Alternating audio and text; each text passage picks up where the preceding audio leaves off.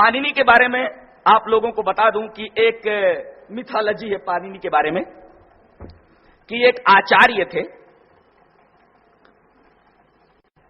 تو بہت سارے بچوں کو پڑھاتے تھے، شیشیہ تھے ان میں ایک پانینی تھا اور ایک کاتیاین تھا. تو یہ پانینی جو ہے یہ پڑھنے میں کمزور تھا، کاتیاین بڑا ہوشیار تھا پڑھنے میں. تو دوسرے بچے اس کا بڑا مذاق اڑاتے تھے.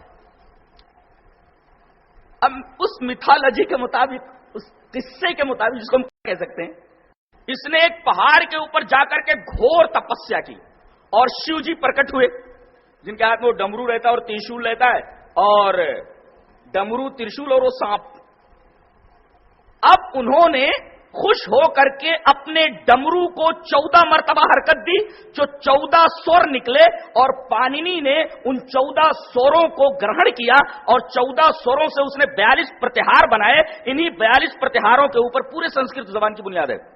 وہ 14 جو سور نکلے ان کو ماہیشور سوتر وہ لوگ بولتے ہیں. یہ ماہیشور سوتر ہے.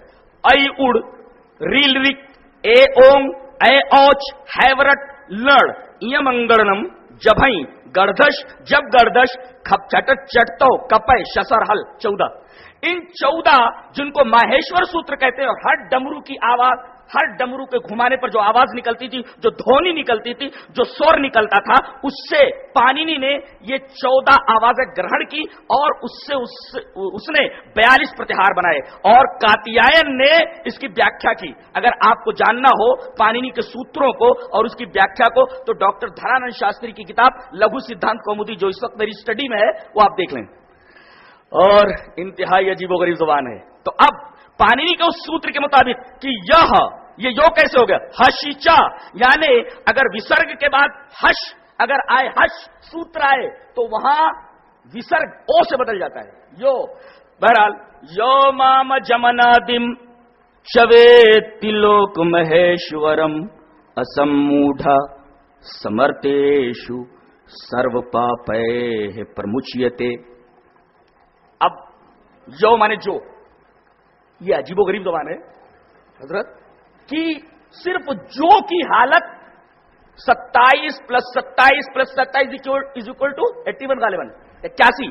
جو کا معنی یو یہ ایم یو یان این یابھیام یہ یسم یابھیام ایبے یسمات یابھیام ایبے یس یہ یو ایشام یسمن یہ یو ایشو، یہ خالی پلنگ کا ہوا. تو یہ ہمارے تو جو مجھ کو، اب دیکھیے، جو مجھ کو، مام مانے مجھ کو، اہم مام ما میا مہم میں مت مم میں مئی، تو گویا کہ مام مانے مجھ کو، تو جو مجھ کو اجم یعنی اجنما، جو مجھ کو اجنما، ویتی، ود مانے جاننا، اسی سے ودیا ہے جاننا، ویتی یہ بھوتی کی طرح ہے، بھوت مانے ہوتا ہے، یہ ورتمان کال ہے، ویتی.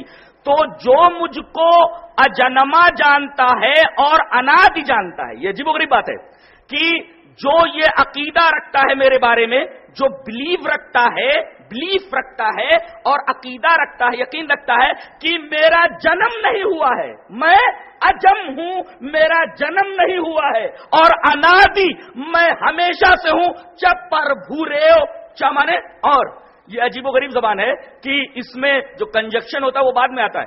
جیسے ہم لوگ بولتے ہیں پھول اور پھل، تو اور کہاں لگا؟ بیچ میں نا، دونوں اسموں کے بیچ میں. اور انگریزی میں کہنا تو فروٹ اینڈ فلاور. لیکن یہ عجیب و غریب زبان ہے کہ اور بعد میں تھا، کنجکشن بعد میں تھا. پشپم پھلم چا، پھول اور پھل. تو جو مجھ کو اجنما جانتا ہے، جو یہ عقیدہ رکھتا ہے کہ میں پیدا نہیں ہوا، جو بات کل ہو اللہ میں عہد میں کہی گئی ہے. اللہ تبارک تعالیٰ نے ارشاد فرمایا بسم اللہ الرحمن الرحیم قل هو اللہ احد اللہ الصمد لم یلد ولم یولد ولم یکن له کفوا احد. وہ کسی سے پیدا نہیں ہوا. ارے جو پیدا ہو وہ عبادت کے لائق کیسے ہو سکتا ہے؟ عبادت کے لائق وہی ہو سکتا ہے جو اجنما ہو، اجم ہو، جو پیدا نہ ہوا ہو.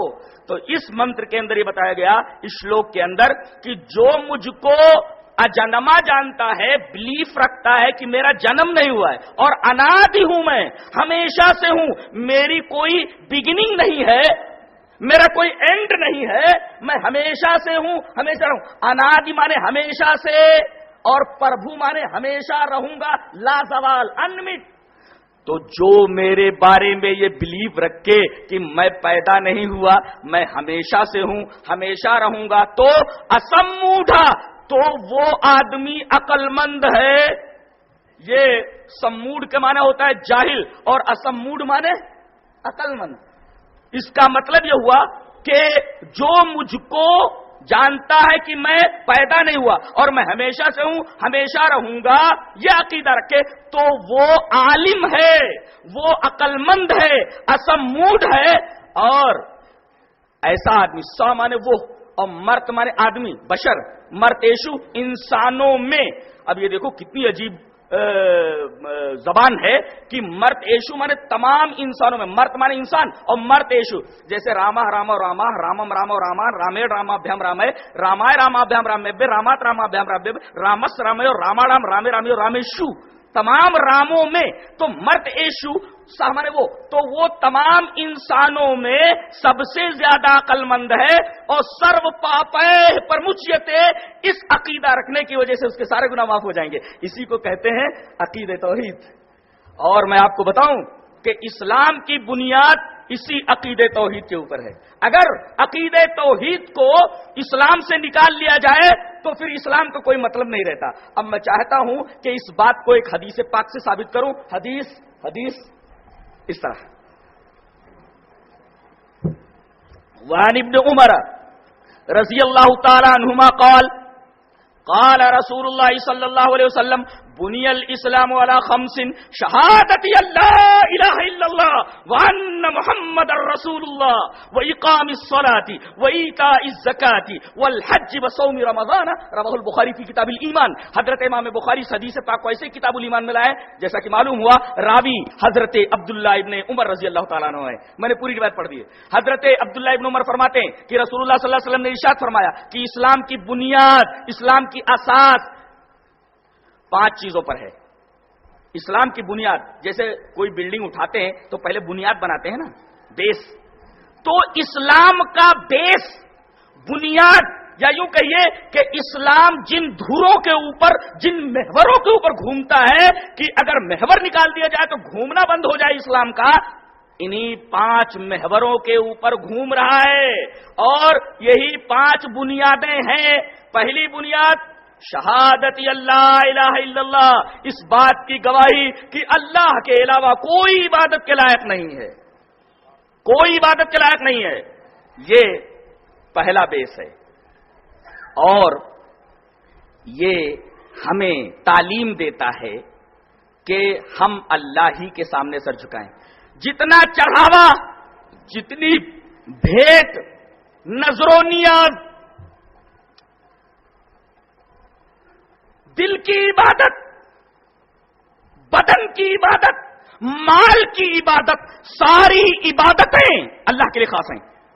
اور اگر ایسا آدمی کرتا ہے تو اس کے سارے گناہ معاف کر دیے جائیں گے. اسی کا نام توحید ہے. سارے گناہ معاف کر دیے جائیں گے. جی چاہتا ہے کہ میں ایک حدیث آپ کے سامنے پیش کروں. حدیث اس طرح، وان ابی ذر الغفاری رضی اللہ تعالی عنہ قال قال رسول اللہ صلی اللہ علیہ وسلم یقول اللہ عز وجل یا ابن آدم لو عملت قراب الارض خطایا ولم تشرک بی شیئا جعلت لك قراب الارض مغفرتا. رواہ احمد فی مسندہ. حضرت امام احمد بن حنبل رحمہ اللہ اس پوری حدیث کو مسند احمد میں ایسے ہی لائے اور راوی مشہور صحابی حضرت ابو ذر غفاری ہیں. حضرت ابو ذر غفاری فرماتے ہیں کہ رسول اللہ صلی اللہ علیہ وسلم نے ارشاد فرمایا کہ اللہ فرماتا ہے، اللہ کیا فرماتا ہے کہ اے آدم کی اولاد، اے دنیا کے تمام انسانوں، اگر تم زمین بھر کر گناہ کر کے میرے پاس آؤ اور اس طرح مجھ سے ملو کہ تم شرک کر کے نہیں آئے ہو، دوسرے کے سامنے سجدہ کر کے نہیں آئے ہو، تو تم زمین بھر کر گناہ لے کر کے آؤ گے تو میں زمین بھر کر مغفرت لے کر کے آؤں گا، بخشش لے کر کے آؤں گا. یہ ہے توحید کی برکت. اے آدم کی اولاد، حدیث قدسی ہے. جتنے بھی انسان ہیں اس وقت جو مذہبوں میں بٹے ہوئے ہیں، مسلکوں میں بٹے ہوئے ہیں، خاندانوں میں بٹے ہوئے، نسبوں میں بٹے ہوئے، حسبوں میں بٹے ہوئے، سب سے کہا جا رہا ہے اے آدم کی اولاد، ہندو، مسلمان، عیسائی، سکھ، سارے لوگوں سے کہا گیا کہ اے آدم کی اولاد، اگر تم زمین بھر کر بھی گناہ کر کے آؤ مگر مجھ سے اس حال میں ملو کہ تم نے میرے علاوہ کسی کی عبادت نہیں کی، سر نہیں جھکایا کسی اور کے سامنے، شرک نہیں کیا، کسی اور کی پوجا نہیں کی میرے علاوہ، تو تم زمین بھر کر گناہ لے کر کے آؤ گے، زمین بھر کر میں بخشش لے کر کے آؤں گا۔ اور یہی بات اس منتر میں کہی گئی ہے، سرو پاپے پر مچیتے، یہ پیسیو وائس ہے، جیسے کہا جائے اہم پستکم پٹھامی، میں پستک پڑھتا ہوں، اور یہ کہا جائے میرے ذریعے پستک پڑھی جاتی ہے، میا پستکم پٹھیتے، یہ ہے قاعدہ، یہ گرامر ہے۔ میں کہوں اہم پستکم پٹھامی، میں کتاب پڑھتا ہوں، اور یہ کہا جائے میرے دوارا کتاب پڑھی جاتی ہے، تو میا پستکم پٹھیتے، میرے ذریعے کتاب پڑھی جاتی ہے، تو سرو پاپے پرمچیتے، تو سارے گناہ اللہ کے دوارا معاف کر دیے جائیں گے، مجھ کر دیے جائیں گے، یہ مطلب اس کا پیسی بھائی سے، تو سارے گناہ معاف ہو گئے۔ اور دوسرے یہ خوشخبری سنائی گئی اس شلوک کے اندر کہ میری توحید کا ماننے والا اسم موڈھا سمرت ایشو، وہ انسان تمام انسانوں میں سب سے زیادہ عقل مند ہے اور عالم۔ اس کا مطلب جو اللہ کو چھوڑ کر کے کسی اور کی پوجا کرتا ہے وہ انتہا درجے کا مورکھ ہے اور بے عقل آدمی ہے، سم موڈ ہے، اسم موڈ نہیں ہو سکتا، سم موڈ ہے، وہ عقل مند نہیں ہے، وہ ایک دم مورکھ قسم کا آدمی ہے۔ یہ بات اس منتر میں کہی گئی ہے۔ جی چاہتا ہے کہ یہ بات جو میں نے کہی کہ ہر قسم کی عبادت، رکوع کرنا، سجدہ کرنا، نظر و نیاز کرنا، بھیٹ چڑھانا، قربانی کرنا، دل کی عبادت، بدن کی عبادت، جسم کی عبادت، مال کی عبادت، سب کی سب اللہ کے لیے ہونی چاہیے۔ ہم لوگ نماز میں بیٹھتے ہیں تو ایک دعا پڑھتے ہیں، التحیات للہ والصلوات والطیبات، التحیات للہ، تمام کی تمام دل کی عبادتیں اللہ کے لیے، والصلوات، بدن کی ساری عبادتیں اللہ کے لیے۔ یہاں علماء کو ایک بات میں بتاؤں کہ صاد لام واو کا مطلب حرکت کرنا، حرکت کرنا، تو بدن کی جو عبادتیں ہیں وہ بھی اللہ کے لیے، التحیات للہ، دل کی ساری عبادتیں اللہ کے لیے، بدن کی ساری عبادت، والطیبات، اور مال کی ساری عبادتیں اللہ کے لیے۔